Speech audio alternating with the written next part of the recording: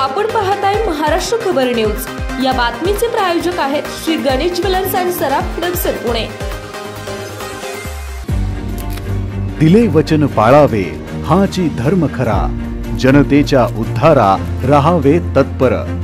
जे बोलतो ते करून दाखवतो, या शब्दांवर सदैव ठाम असलेला मी महाराष्ट्राच्या भव्य व्यासपीठावर उभं राहून ज्या ज्या गोष्टींचं वचन दिलं, आज ते प्रत्येक वचन सत्यात उतरताना दिसत आहे। हाच विकास कामांचा लेखाजोखा आज मी तुमच्या समोर सादर करत आहे। वैनगंगा नळगंगा नदी जोड प्रकल्प, या प्रकल्पाला मंजुरी मिळाली असून नागपूर, वर्धा, अमरावती, यवतमाळ, अकोला, बुलढाणा या 6 जिल्ह्यातील 15 तालुक्यातील 3,71,277 हेक्टर क्षेत्राला सिंचन लाभ मिळणार आहे। त्याचप्रमाणे या प्रकल्पात 426.52 किलोमीटर एवढी जोड कालव्यांची लांबी असून या कालव्यांद्वारे सौर ऊर्जा निर्मिती देखील केली जाणार आहे।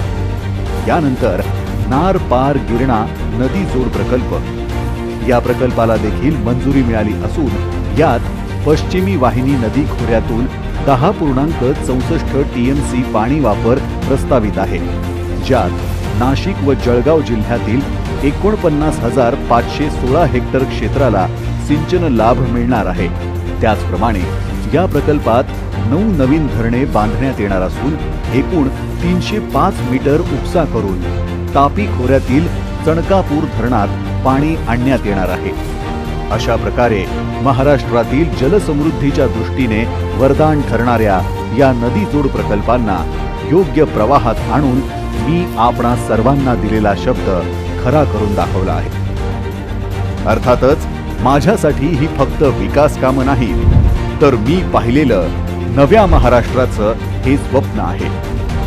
सांगायचं इतकंच की जिथे शब्द आणि कृती अभिमानाने एकमेकांना साथ देतात, तिथूनच एका न संपणाऱ्या विकास पर्वाची सुरुवात होते।